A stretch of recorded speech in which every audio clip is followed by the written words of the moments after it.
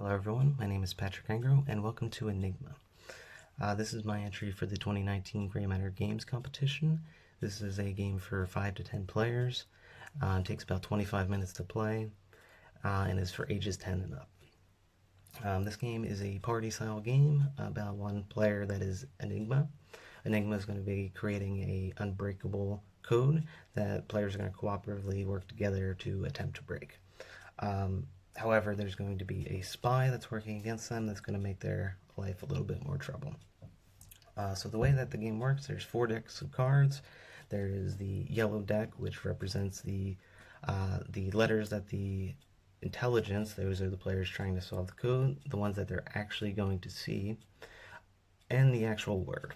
A 5-player game, therefore we're going to use a 4 unique letter word, in this case cold.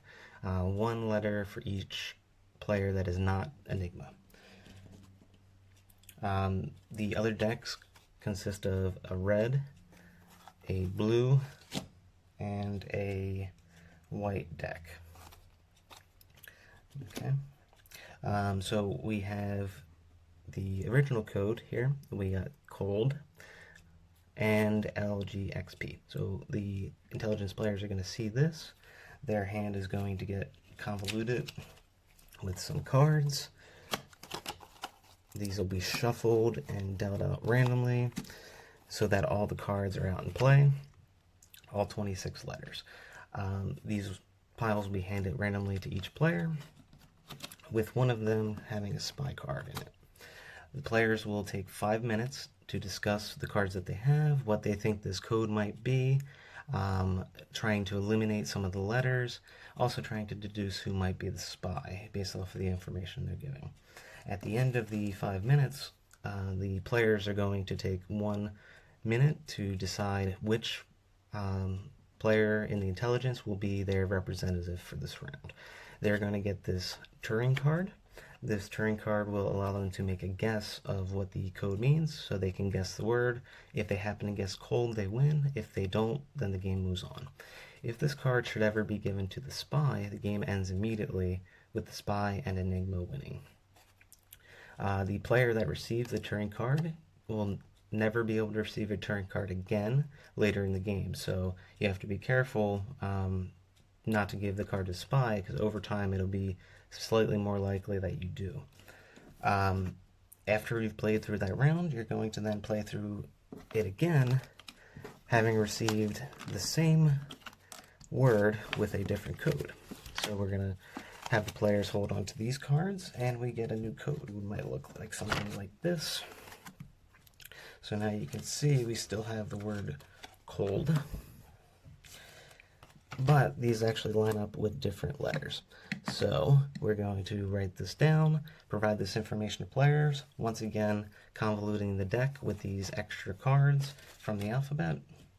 They'll play through again and deducing more information based off of the 2 sets of cards they now have. And then you'll repeat that process a 3rd time with the blue deck, once again providing them a new code. So after 3 rounds, 5 minutes per round, the players will be discussing, working together, trying to solve this code. It will get easier over time because you'll be able to realize that certain letters are just not possible. So you'll be able to deduce what the actual code word is if you manage to survive long enough to do so. You really have to be careful of the spies. If you have more players, you're going to have more spies in there, more people trying to mess up what you're doing. The game is very simple to play. It's a very difficult and challenging game to play because it does take a lot of computational power to really deduce what this code word is, but it's a really fun and unique experience. It's virtually language independent because these consist of just the Western English alphabet. It can easily be translated to other languages with just by adding 1 or 2 cards for each Western language. In addition, the game is completely unique in the sense that it is infinitely replayable. You come up with the code words yourself, and the cards are used to actually manage that. So you'll always be able to play this game, create your own code words for any situation that you want, and just have fun.